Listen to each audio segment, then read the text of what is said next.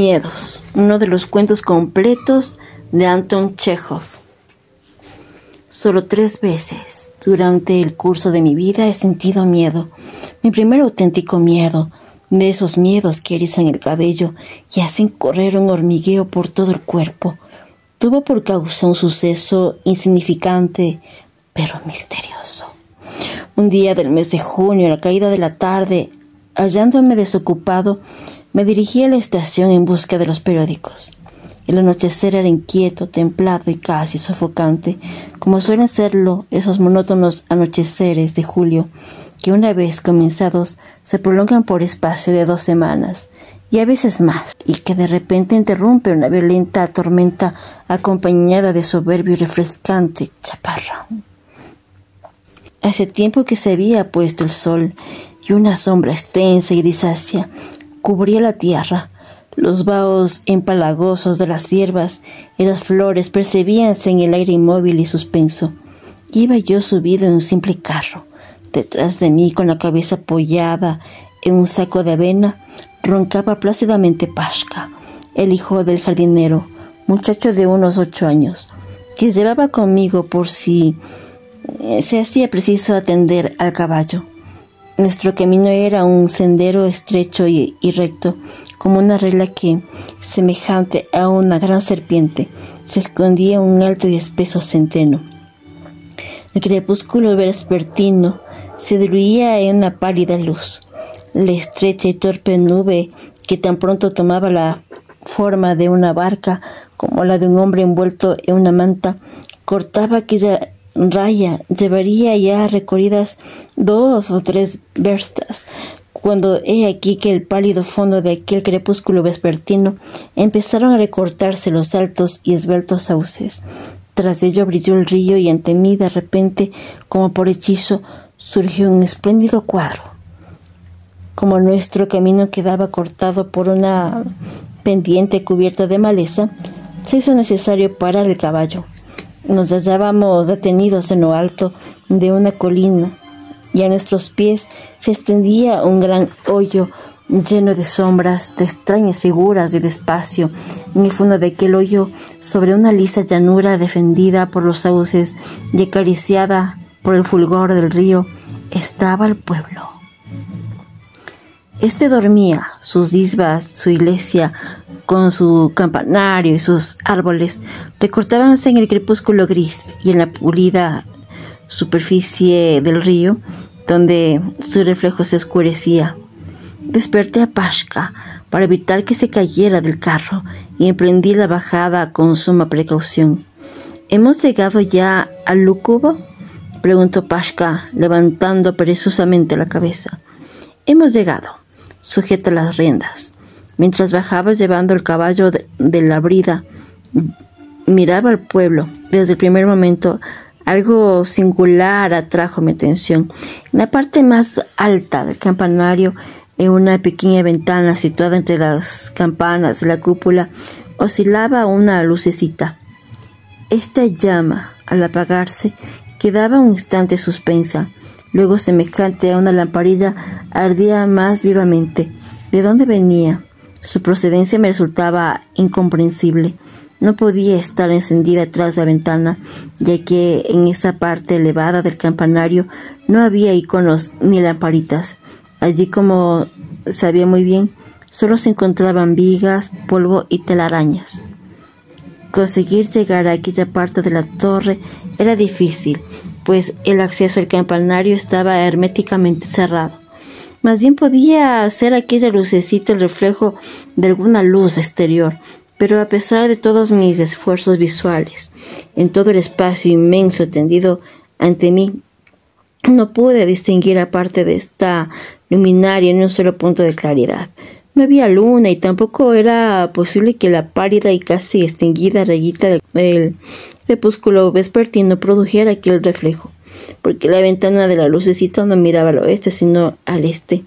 Tales y otras semejantes reflexiones bullían en mi cerebro mientras bajaba conduciendo el caballo. Una vez al pie de la cuesta, me senté en el carro y volví a contemplar la lucecita. Esta, como antes, se apagaba y volvía a encenderse. ¡Qué extraño!, pensé, perdiéndome en suposiciones. muy extraño. Poco a poco una desazón comenzó a apoderarse de mí.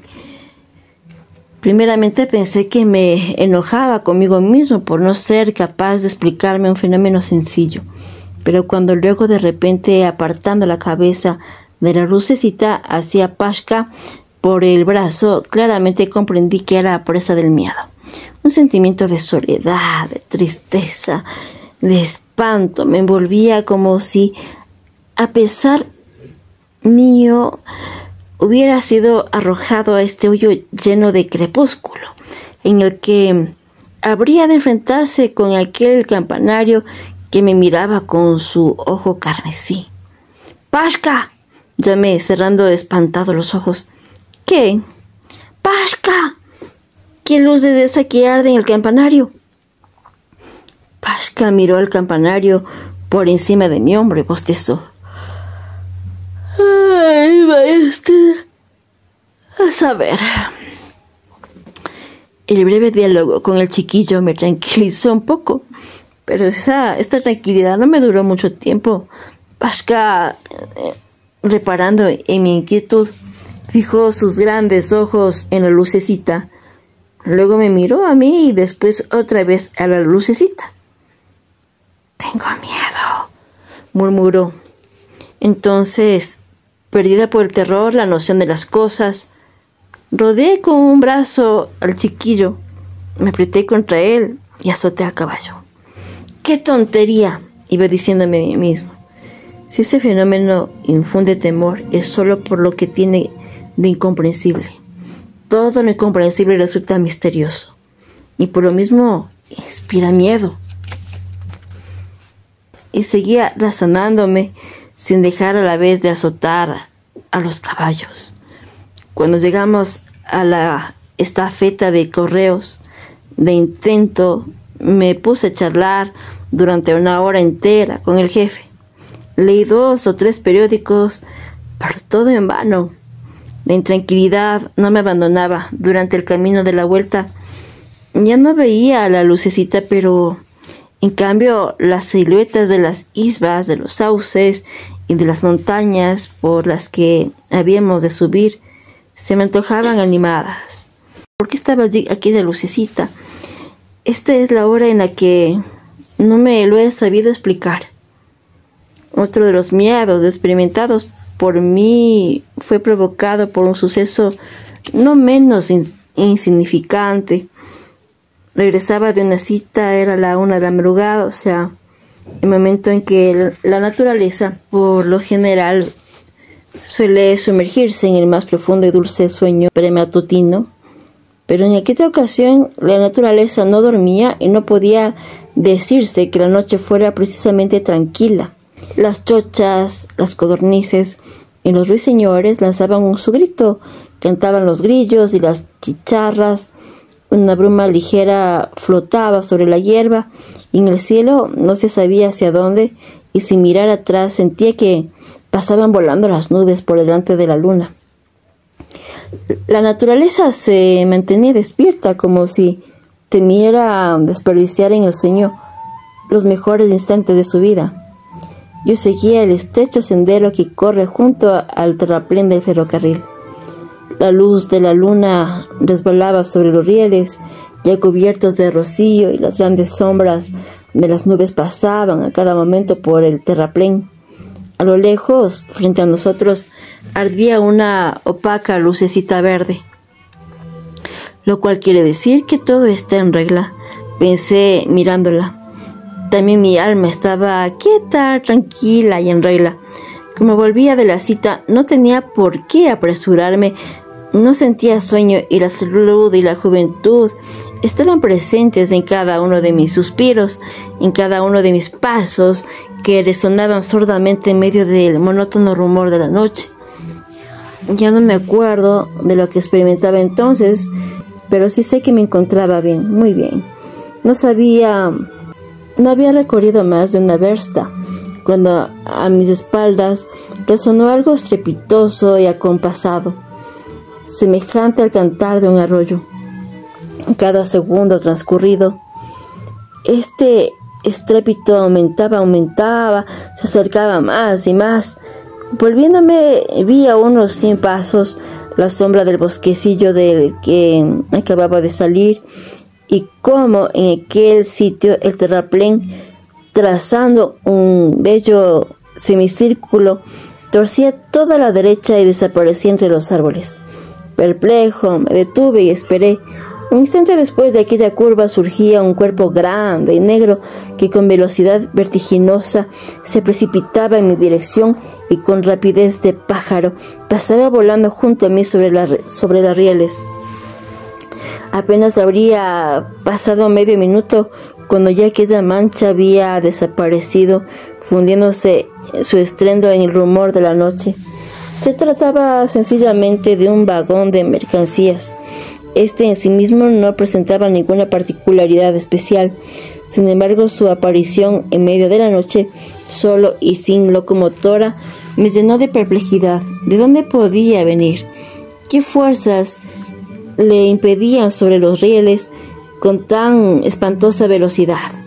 ¿De dónde y a dónde volaba? Si yo hubiese sido hombre de prejuicios, hubiera resuelto que eran los diablos y las brujas los que hacían rodar hasta su aquelarre y hubiera proseguido mi camino. Pero entonces el fenómeno me resultó inexplicable. No podía creer lo que veía mis ojos y me perdía en conjeturas como una mosca en una telaraña. De repente tuve conciencia de mi soledad.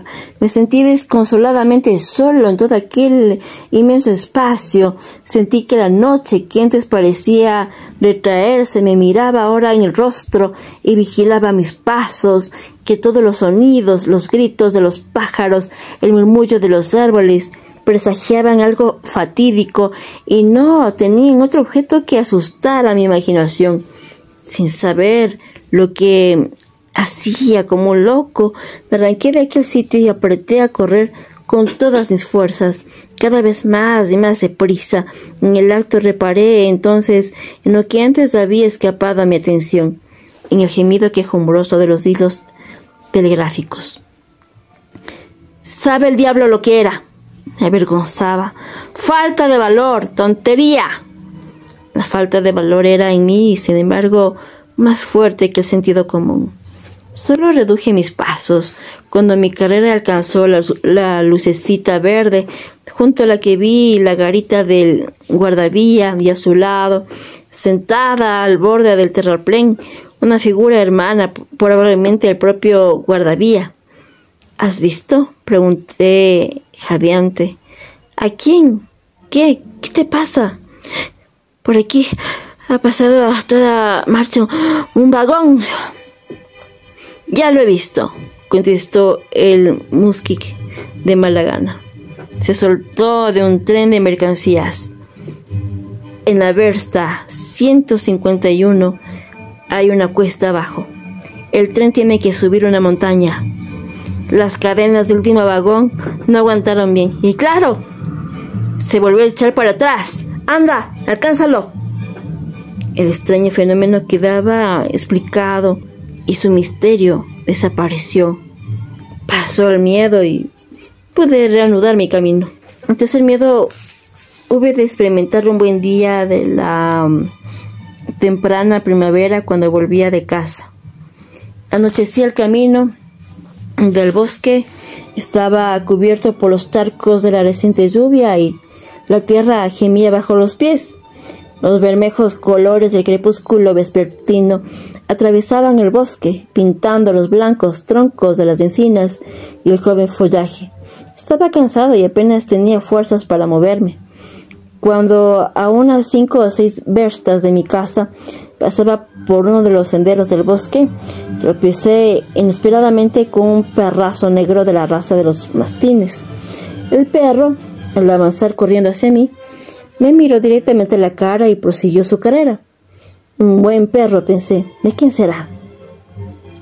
Volví la cabeza. El perro estaba parado a unos 10 pasos de distancia y no me quitaba la vista de encima. Por espacio de un minuto nos contemplábamos en silencio. Luego el perro, seguramente halagado por mi atención, se me aproximó lentamente, moviendo el rabo. Emprendí de nuevo mi camino, pero el perro me siguió. ¿De quién podría ser este perro?, me preguntaba. ¿De dónde vendrá? En 30 o 40 verstas a la redonda, conocí a todos los terratenientes y a sus perros. Ninguno de aquellos tenían semejante mastín. ¿De dónde podría haber llegado hasta aquí? La profundidad del bosque, hasta su camino por el que no transitaba nadie y que solo se utilizaban para transportar leña. Escasamente podía admitirse el que hubiera quedado a la saga de algún viajero, ya que por aquel camino no circulaban señores. Sentándome a descansar sobre el tronco de un árbol, me puse a examinar con atención a mi compañero. También él se sentó, levantó el hocico y clavó en mí una mirada fija. Me miraba y me pestañeaba. Fuera la inquietud, la oscuridad del bosque, los rumores o el cansancio.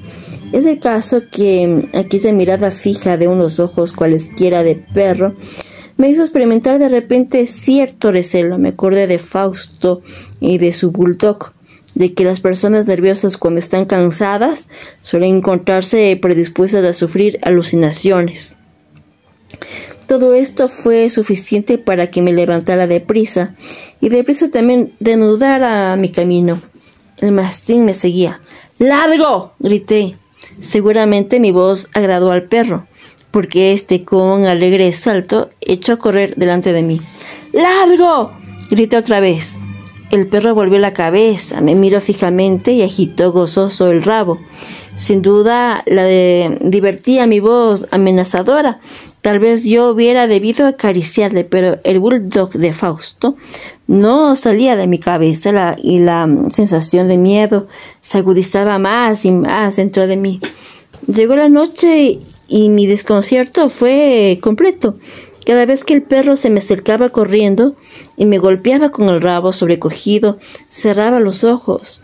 Volvía a repetirse la misma historia que con la lucecita en el campanario y con el vagón.